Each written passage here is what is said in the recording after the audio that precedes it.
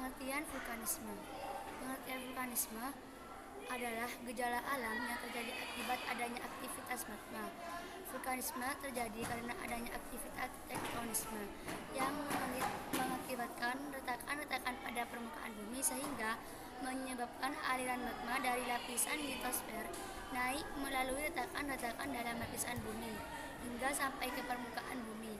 Aliran magma dari lapisan litosfer hingga ke permukaan bumi tersebutlah yang dinamakan dengan vulkanisme. Yang pertama yaitu intrusi magma.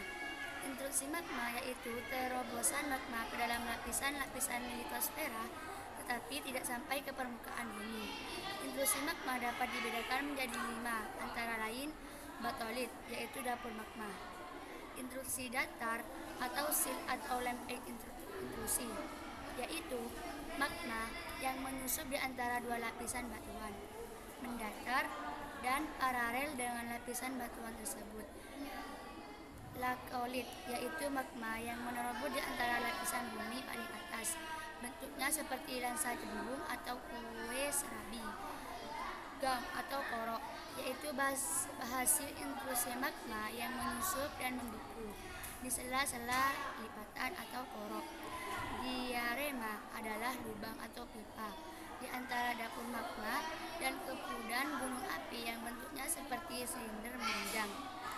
Yang terakhir yaitu bentukan hasil intrusi magma merupakan sumber mineral yang sangat penting artinya secara ekonomi dikarenakan di daerah intrusi itu seringkali didapati berbagai mineral seperti intan, besi, emas, perak, dan mineral logam serta non-logam lainnya. Yang kedua yaitu ekstrusi magma. Ekstrusi magma yaitu proses keluarnya magma dari dalam bumi sampai di atas ke permukaan bumi. Materi hasil ekstrusi magma dapat berupa lava, yaitu magma yang keluar sampai ke permukaan bumi dan mengalir ke permukaan bumi. Yang kedua yaitu lahar, yaitu material campuran antara lain lava dengan materi-materi yang ada di permukaan bumi berupa pasir, kerikil, debu, dan lain-lain dengan air sehingga membentuk lumpur. Yang ketiga lava dan piroklaska, yaitu material pada berupa bom, api, kerikil, dan debu vulkanik. Yang keempat ekrasi yaitu gas, material berupa gas asam arang seperti formorella atau sumber uap air dan zat emas. Yang kelima, ekstrusi identik dengan erupsi atau letusan gunung api yang dibedakan menjadi dua, yaitu erupsi etusif dan erupsi eksplosif. Yang keenam, erupsi etusif yaitu erupsi yang berupa lelahan lava melalui retakan atau rekanan atau lubang kawah satu gunung api. Erupsi eksplosif yaitu erupsi berupa ledakan dengan mengeluarkan bahan-bahan padat atau etvalata atau piroklasika berupa bom, api, kerikil, dan debu vulkanik bersama dengan gas dan fluida. Menurut tempat keluarnya magma, erupsi dapat dibedakan menjadi 3, yaitu erupsi berupa lelahan, rekahan atau lubang kawah. Erupsi eksplosif yaitu erupsi berupa ledakan dengan mengeluarkan bahan-bahan padat. Menurut tempat keluarnya magma, erupsi padat dibedakan menjadi 3, yakni erupsi linier, yaitu peristiwa keluarnya magma melalui celah atau retakan yang memanjang sehingga membentuk deretan gunung api. Yang ketiga, erupsi areal yaitu letusan yang terjadi jika letak magma dekat dengan permukaan kemudian magma membakar dan melelehkan lapisan batuan yang berada di atasnya sehingga membentuk lubang yang besar di permukaan bumi. Erupsi sentral jika letusan yang terjadi keluar melalui sebuah lubang yang membentuk gunung yang terpisah-pisah. 3 bentuk gunung api. Yang pertama ada erupsi sentral menghasilkan 3 bentuk gunung api yaitu sebagai berikut. Gunung api perisai atau self volcanoes yaitu sebuah gunung api yang berasal luas dan berlereng landai, merupakan hasil erupsi efusi magma yang cair. Contohnya, gunung api yang tersebar di Kepulauan Hawaii. Yang kedua, gunung api Mars merupakan hasil erupsi eksplosif yang tidak terlalu kuat dan hanya sekali saja.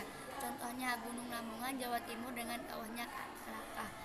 Gunung api strato atau kerucut merupakan hasil campuran etusif dan eksplosif yang berulang kali akibat erupsi yang berpindah-pindah pusatnya, menyebabkan di sana sini terbentuk kerucut gunung api sehingga bentuk gunung tersebut tidak teratur. Sebagian besar gunung api di Sumatera, Jawa, Bali, Nusa Tenggara. Contoh gunung api teratur adalah Gunung Kerinci, Merapi, Ciremai, Semeru. Tipe letusan gunung api.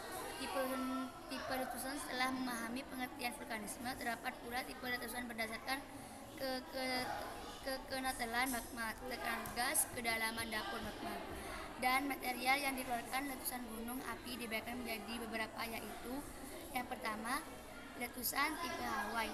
Tipe Hawaii terjadi karena lava yang keluar dari kawah sangat cair sehingga mudah mengalir ke segala arah. Sifat lava yang sangat cair ini menghasilkan bentuk seperti perisai atau tameng. Contoh Gunung Mauna Loa, Mauna Kea, dan Kiola di Hawaii. Yang kedua, letusan tipe Stromboli. Letusan tipe ini bersifat spesifik, yaitu letusannya terjadi dengan interval atau tenggang waktu hampir sama gunung api Stromboli. Di Kepulauan Lipari tenggang waktunya letusan 12 menit. Jadi setiap 12 menit terjadi letusan yang memuntahkan material, bom, lapli, dan abu. Contohnya gunung api bertipe Stromboli adalah Gunung Vesuvio atau Italia. Yang ketiga, letusan tipe vulkano. Letusan tipe ini mengeluarkan seperti bom, abu, lapli, serta bahan ini didasarkan atas kekuatan erupsi dan ke dalam dapur magmanya.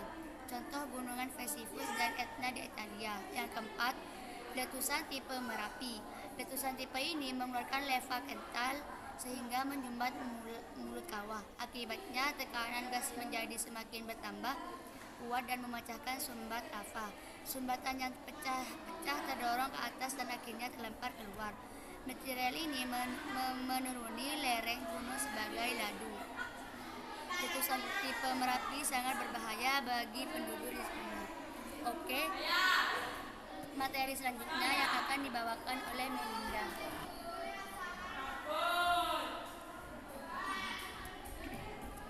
Tipe gunung letusan api. Yang kelima itu tipe letusan peret atau Plinian. Letusan tipe ini sangat berbahaya dan sangat merusak lingkungan. Material yang dilimpahkan pada letusan tipe ini mencapai ketinggian sekitar 8 km. Letusan tipe ini dapat melemparkan kepundaan atau membobol puncak gunung sehingga di dinding kawah melorot. Contohnya Gunung Krakatau yang meletus tahun 1883, Helms yang meletus pada 8 Mei 1980. Yang keenam, letusan tipe Pele. Letusan tipe ini biasa terjadi jika terdapat penyumbatan kawah di puncak gunung api yang bentuknya seperti jarum sehingga menyebabkan tekanan gas menjadi bertambah besar. Apabila penyumbatan kawah tidak kuat, gunung tersebut akan meletus. Yang ketujuh, letusan tipe Sint-Vinken. Letusan ini menyebabkan kawah akan tumpah bersama lava. Letusan ini mengakibatkan di daerah sekitar gunung tersebut akan diterjang lahan panas yang sangat berbahaya. Contohnya Gunung Kelut yang meletus pada 1919 dan Gunung Sint-Vinken yang meletus pada 1902. Dampak positif dan negatif gunung api, yaitu dampak positifnya, keberadaan gunung api berada di suatu daerah selain menimbulkan dampak negatif berupa bencana seperti letusan gas, beracun, dan tanah longsor yang selalu mengancam penduduk sekitarnya, ternyata dapat pula membawa dampak positif berupa manfaat yang sangat besar bagi kehidupan, antara lain sebagai berikut. Yang pertama, yaitu dampak positifnya. Gunung api membentuk suatu kerucut raksasa yang mempengaruhi keadaan cuaca dan iklim sekitarnya, sehingga membuat tanah akan menjadi sangat subur karena bantuan dan mineral yang membentuk komposisi tanah yang sangat dibutuhkan oleh tumbuh tanah yang sangat dibutuhkan oleh tumbuh-tumbuhan. Selain itu, air adalah sumber kehidupan bagi semua makhluk hidup yang ada di permukaan bumi. Bila air meresap dan mengalir ke dalam tanah bersentuhan dengan sumber panas dari magma, akan terbentuklah suatu Yang kedua, dampak positif. Dengan banyak mata air di sekitar gunung api dan lebatnya hutan dan tumbuh-tumbuhan lainnya akan membentuk suatu lingkungan yang sejuk dan bermanfaat bagi penduduknya yang hidup di sekitarnya. Berbentuk berkebunan dan persawahan akan menambah indahnya pemandangan keberadaan suatu gunung api itu akan menghasilkan hutan atau alam sehingga menghasilkan hasil hutan yang berlimpah serta dengan segala isinya berupa makhluk hidup sebagai sumber daya flora dan fauna serta bahan galian membentuk gunung api tersebut.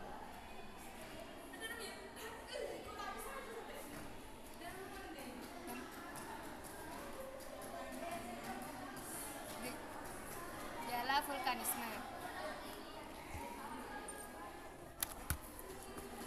Gejala vulkanisme. Gejala pravulkanisme. Peristiwa vulkanisme memiliki gejala yang dapat diamati, yakni gejala sebelum terjadinya vulkanisme, pravulkanisme, dan gejala sudah terjadinya vulkanisme atau pasca vulkanisme. Dari dua gejala tersebut memiliki ciri-ciri, diantaranya adalah sebagai berikut. Gejala pravulkanisme. Berikut gejala pravulkanisme yaitu sering terjadi gempa, banyak sumber air mengering, peningkatan temperatur di sekitar kawah, terdengar gemuruh dari dalam gunung, hewan-hewan dari puncak gunung turun ke lereng gunung. Gejala pravulkanisme. Berikut gejala yang sering terjadi gempa, banyak sumber air mengering, peningkatan temperatur di sekitar kawah, terdengar gemuruh dari dalam gunung, hewan-hewan dari puncak gunung turun ke lereng gunung. Gejala pravulkanisme. Sedangkan gejala pasca vulkanisme yakni munculnya sumber air panas atau geyser, munculnya sumber gas atau ekshalasi seperti belerang, munculnya sumber air yang mengandung mineral seperti belerang atau sulfur.